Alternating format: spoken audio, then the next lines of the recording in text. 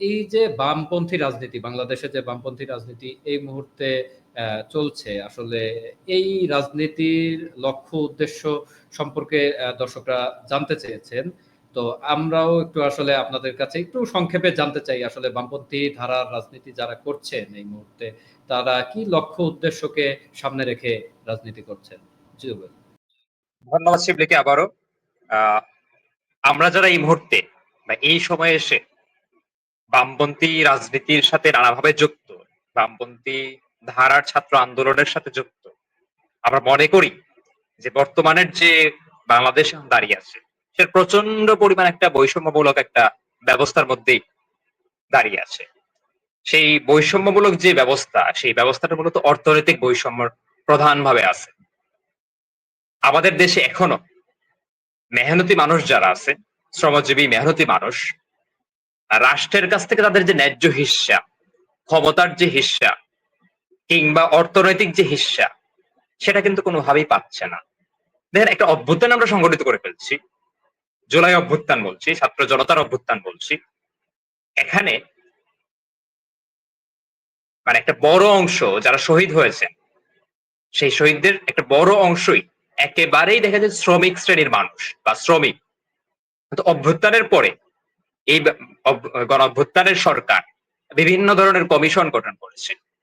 সেই কমিশনের মধ্যে কোন একটি কমিশন কি পেয়েছেন যেটা হচ্ছে শ্রমিক অধিকার বিষয়ক কমিশন কিংবা কৃষক অধিকার বিষয়ক কমিশন কিংবা শ্রমিক কৃষক কমিশন? এ ধরনের কোন কমিশন হয়েছে? আমি শিবলির কাছে প্রশ্ন করি, হয় নাই। কারণটা আসলে কি? কারণটা হচ্ছে এই রাষ্ট্র মনেই করে যে এখানকার যে শ্রমজীবী মেহনতি মানুষ যাদের পক্ষে আমরা কথা বলতে চাই, সেই শ্রমজীবী মেহনতি মানুষ আসলে শুধুমাত্র একটা সংখ্যা, শুধুমাত্র শ্রমিক যে শুধু শ্রম দিবে, অর্থনীতির চাকা ঘোরাবে, এর বাইরে সে অন্য কোনো কিছু বিবেচনা করে না। ফলে ধানের ন্যায্য দামের যে প্রশ্নটা আসে কিংবা হচ্ছে ফসলের ন্যায্য বা লাভজনক দামের যে প্রশ্নটা আসে, সেই প্রশ্ন তার কাছে কোনো প্রশ্ন না। তার কাছে প্রশ্নটা হচ্ছে কিভাবে আড়তদার যারা আছে সে আড়তদারদের পক্ষ অবলম্বন করা যায়। তার কাছে গার্মেন্টস শ্রমিকের ন্যূনতম মজুরি কত হবে সেটা প্রশ্ন না। তার কাছে প্রশ্নটা হচ্ছে এখানে গার্মেন্টস শ্রমিকরা আরো কত বেশি মানে মুনাফা অর্জন করতে পারবে, আরো কত বেশি হচ্ছে বৈদেশিক মুদ্রা বাংলাদেশের জন্য এনে দিতে পারবে। কিন্তু এর বিনিময়ে তার যে একটা শ্রমিকের যে মানে পাওনা যে মজুরি, সেই মজুরিটা যদি না দেখ তাও কোনো সমস্যা নাই। এই অভ্যুত্থান পরবর্তী সময়ে বাংলাদেশের প্রথম কোন শহীদের কথা যদি আমরা বলি, যারা পুলিশ আর্মির গুলিতে শহীদ হয়েছে, সেটা হচ্ছে গার্মেন্টস শ্রমিকরা। দিনের পর দিন গার্মেন্টস শ্রমিকরা আন্দোলন করছিল তার পাওনা দাবির জন্য। মানে কোনো ইয়ে না, মানে কি বলে এটাকে, আহ এই দয়া দাক্ষিণ্য আদায়ের জন্য ইয়ে করে নাই, দিনের পর দিন আন্দোলন করছে। আপনারা এই গত ঈদের আগের ঈদের কথা যদি বলি, গত রমজানের ঈদের কথা যদি বলি, এর আগে দীর্ঘ একটা লম্বা সময় জুড়ে টিএনজেড গার্মেন্টস এর একটা বিশাল সংখ্যক মানে শ্রমিকরা তাদের 3 মাস 4 মাস বকেয়া দাবিতে হচ্ছে আন্দোলন করতেছিল। সেই পাওনা দাবিটা দেখা যাচ্ছে যে রমজানের ঈদে শেষ হয় নাই, কোরবানির ঈদের সময় তারা একই দাবিতে আন্দোলন করতে হয়েছিল। এই অবস্থা হচ্ছে বাংলাদেশের অবস্থা। ফলে আমরা যারা হচ্ছে এখনকার বামপন্থী রাজনীতির কথা বলি, আমরা মূলত বলি এদেশের সিংহভাগ মানুষের কথা। আমাদের কেউ কেউ হচ্ছে শহরে এসে শ্রমিক হিসাবে কাজ করে, কেউ আর একটা বড় অংশ হচ্ছে গ্রামে কৃষক হিসাবে কাজ করে, একটা বড় অংশ হচ্ছে কৃষক যে সে মাঝে মধ্যে হচ্ছে শহরে আসে, শহরে এসে সে রিক্সা চালায়। এই ধরনের শ্রমজীবী মেহনতি মানুষের কথাই আমরা বলতে চাই। আমরা বলতে চাই রাষ্ট্রের মধ্যে তাদের কোনো প্রকার হিস্সা নাই। আমরা সেই মেহনতি মানুষের পক্ষে রাষ্ট্রীয় হিস্সাটা আদায় করতে চাই। তাদের যে অর্থনৈতিক বৈষম্য রাষ্ট্রীয় কর্তৃক তৈরি করে রাখা হয়েছে, সেই অর্থনৈতিক বৈষম্যটা আমরা লাঘব করতে চাই। আমরা এমন একটা রাষ্ট্র গঠন করতে চাই, এমন একটা সরকার গঠন করতে চাই যেখানে এই প্রশ্নগুলোর সমাধানের দিকে আমরা আগাতে পারবো।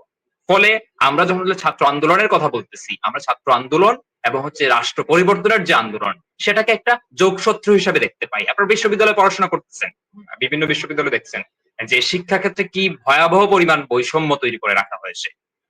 আমাদের যে শিক্ষা ব্যবস্থা, সেই শিক্ষা ব্যবস্থায় প্রতিনিয়ত প্রতিনিয়ত গরিবকে, গরিবের সন্তানকে পড়াশোনা থেকে বঞ্চিত রাখার আয়োজনটাই করা হচ্ছে। এখানে দেখা যাচ্ছে শিক্ষার যে কারিকুলাম তৈরি করা হয় কিংবা হচ্ছে প্রতিষ্ঠানগুলো যেভাবে তৈরি করা হয়, সেক্ষেত্রে দেখা যায় যে আমার যে গ্রাম, আমার গ্রাম হচ্ছে সুনামগঞ্জের দিরাই উপজেলার তারাপাশা নামে একটা গ্রাম, একেবারে হাওরের একেবারে বদ্ধ হাওরের মধ্যে এই গ্রামটা, পার্শ্ববর্তী কোনো স্কুল নাই। কয়েক গ্রাম পরে মানে প্রাইমারি স্কুল আছে, কয়েক গ্রাম পরে হচ্ছে একটা হাই স্কুল আছে। তো এটার যে আমার পড়াশোনা করতে যাব, সেটার জন্য যে বাধার সম্মুখীন আমাকে হতে হয় সেটা ভয়াবহ। শহরের একজন মানে শিক্ষার্থী এই বাধাটা সম্মুখীন হতে হয় না। আমি কৃষকের সন্তান বলে আমার এই বাধার সম্মুখীন হতে হয়েছিল। ফলে রাষ্ট্র আমার যে শিক্ষার আয়োজন করছে, সেই শিক্ষার আয়োজনের মধ্যেও এক ধরনের বৈষম্য আছে। প্রতিনিয়ত শিক্ষাক্ষেত্রে প্রাইভেটাইজেশন হচ্ছে। আপনারা নতুন নতুন প্রাইভেট শিক্ষা প্রতিষ্ঠান দেখতেছেন, অনেক ধরনের গিয়ে দেখতেছেন। একই সাথে শিক্ষার বাণিজ্যিকীকরণ হচ্ছে।